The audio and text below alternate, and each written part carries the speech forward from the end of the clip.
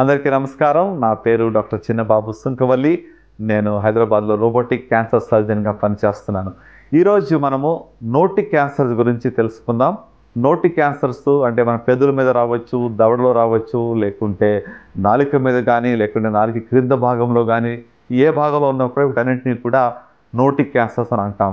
నోటి క్యాన్సర్కి కారణాలు ఏంటి అని చూస్తే ముఖ్యంగా పొగాకు సేవించడం, అంటే పొగ నవ్వటం కావచ్చు, లేకుంటే పొగ త్రాగటం కావచ్చు, చాలా ప్రాముఖ్యమైన కారణము. రెండోదిగా హ్యూమన్ ప్యాపిలోమా వైరస్ ఇన్ఫెక్షన్, మూడోదిగా మద్యపానం అది సేవించటము, నాలుగోదిగా షార్ప్ టీత్ కావచ్చు, లేకుంటే షార్ప్ ఇంజురీ, అంటే ఇంజురీ పదాక అయినట్టయితే కూడా దానివల్ల కూడా ఇరిటేషన్ వల్ల ఈ యొక్క సెల్స్ ప్రాలిఫరేట్ అయ్యి క్యాన్సర్గా మారే అవకాశాలు ఉంటాయి. సో ఎలాంటి లక్షణాలు ఓరల్ క్యాన్సర్లో ఉంటాయని చూసినట్టయితే ముఖ్యంగా గమనించవలసిన విషయం ఏంటంటే మానని పుండు, any ulcer which is not healing. మానని పుండు ఉన్నట్లయితే దయచేసి నిర్లక్ష్యం చేయకండి.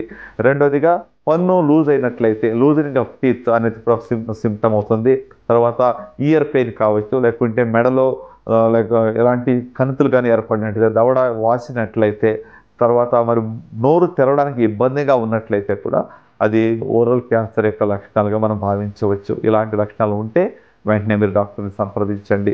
ఓరల్ క్యాన్సర్ ట్రీట్మెంట్ వచ్చి సర్జికల్ ట్రీట్మెంట్ ఉండొచ్చు, రేడియేషన్ ఉండొచ్చు, లేకుంటే కీమోథెరపీ ఉండొచ్చు. కొన్నిసార్లు 3 రకాల ట్రీట్మెంట్ కూడా అవసరం పడవచ్చు. అర్లీ స్టేజ్లో చాలా వరకు కూడా ఒక మోడాలిటీ అంటే ఉట్టి సర్జరీతో కూడా నయం చేసే అవకాశాలు ఉంటాయి. సో కాబట్టి మీ యొక్క ట్యూమర్ యొక్క స్టేజ్ని బట్టి ఆ యొక్క ట్రీట్మెంట్ అనేది డిసైడ్ అవుతుంది. కనుక ఓరల్ క్యాన్సర్స్ని నివారించాలి అంటే ముఖ్యంగా మనం తెలుసుకోవాల్సిన విషయం ఏంటంటే దయచేసి మన అలవాట్లు మార్చుకోవాలి. పొగ త్రాగవద్దు, పొగ సేవించవద్దని మనం చేస్తాను. Thank you so much for watching this video.